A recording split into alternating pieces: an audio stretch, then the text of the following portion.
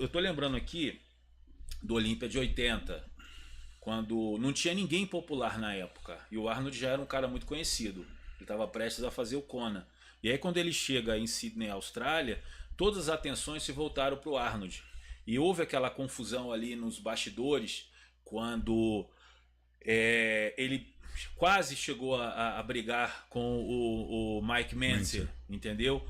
Por conta de um questionamento que fora feito para ele acerca da intenção dele, porque o Arnold tinha o interesse ali de dividir as categorias de novo, entendeu? E aí o Bowery Coy se levanta e pergunta para ele por que ele estava querendo dividir as categorias. Ele meio que foi desrespeitoso com o Bowery Coy, mas tudo ali já era uma estratégia, né, para desestabilizar o emocional dos atletas. Só que ninguém estava gostando da presença dele ali, porque obviamente todo mundo já esperava que ele fosse ganhar o título por conta do hype, por conta da mídia, entendeu? Tu acha que pode haver uma interferência nesse sentido do cara que é mais popular de repente ganhar mais títulos, ter mais repercussão? Eu acho que existe sim uma influência, é um ponto que não está na súmula, entendeu? Aham. Não é contável, mas ele tem o seu fator ali determinante, com certeza. É, claro que a empresa, né? Porque a NPC não deixa de ser uma empresa. E ela vai pensar sempre em estar evoluindo cada vez mais. E estar popularizando cada vez mais o esporte. Eu acho que desde Arnold, o mundo do fisiculturismo busca conhecer outro Arnold, quer que alguém supere o Arnold. E como você estava falando, o Sebum, o Chris, ele é um cara que conseguiu chegar no nível de popularidade próximo ao Arnold, mas sem ter que fazer todo aquele trabalho. O Arnold levantou a popularidade do esporte, o Chris pegou. Agora, se o Chris furar uma bolha ainda maior e conseguir elevar mais ainda o esporte, como ele já conseguiu de certa forma indireta, porque, querendo ou não, o shape que ele chegou já virou inspiração para muitas pessoas e pode ter feito muitas pessoas começarem a treinar pelo shape que ele conquistou, entendeu? Mas se ainda ele continuar mais que isso, aí sim, ele vai poder ser um cara que foi maior que Agora o Arnold. eu vou te colocar numa sinuca de bico, Vamos lá. porque o melhor físico do Arnold foi em 1974, Tá, né?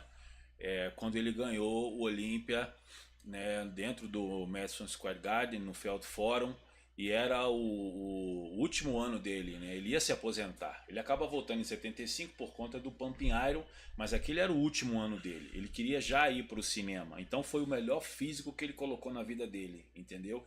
Inclusive, para quem viu Pumping Iron, que eu tenho certeza que você já assistiu, aquelas cenas iniciais dele no Pumping Iron é no Madison Square Garden. Então aquele físico que ele realmente chegou em 74. E há pouco tempo atrás, né, eu não sei se uma brincadeira, o Chris Bumstead chegou a dizer que ele venceria o melhor físico do Arnold, né? Acho que foi uma pergunta que fizeram para ele, mas enfim, vale a narrativa, né? Vale a gente fazer essa observação. É claro que a gente tem que avaliar a distância do tempo, né? O Arnold é um físico de 1970, o Chris Bumstead é atual. Mas a minha pergunta se o Arnold ele viajasse no tempo, com a estrutura que ele tinha, com a genética que ele tinha para hoje, com o físico que ele tinha, você acha que ele conseguia se estabelecer?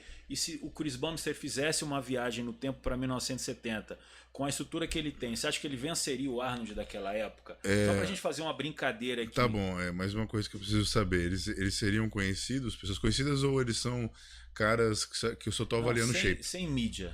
Só o shape. Tá bom, se for nos tempos atuais, acredito que o Chris ganha porque naquela época do Arnold não se enfatizava tanto a parte posterior do corpo em poses, tipo posterior de coxa, glúteo. Então a maneira de posar era muito diferente. Se eu for avaliar shape por shape, eu tenho uma visão que é assim, o Arnold ele conseguiu conquistar uma coisa muito mais incrível que o Chris. Quando eu digo isso é porque aquele peito, mano, tipo... Esquece. Até hoje. Aí você pega os braços também, conjunto de peito e braço. Ele tem uma divisão. E o Chris, o ponto mais fraco dele é o braço. E o Arnold tinha um braço extremamente cabuloso, um bíceps pontudo, mas também um tríceps muito bom e essa divisão. Então, peito impressionante, braço impressionante, as costas muito compridas, não eram tão largas e tão completas como, por exemplo, um Lee Haney. Eu acho que o Chris ainda também ele chega a ganhar de costas em relação ao Arnold. Mas... E perna também é muito diferente na época, né? Então é isso que a gente tem que considerar. Se fosse pelos tempos, como eu disse, tempos atuais, o Chris ganharia. Nos tempos de antigamente, eu acho que o Arnold ganharia. Porque o Chris teria que fazer as mesmas poses e ficar com o corpo do mesmo jeito. Então, o Arnold, ele tinha um nível de maturidade maior que o do Chris, na minha opinião. E tinha alguns músculos que ele tinha um desenvolvimento muito grande.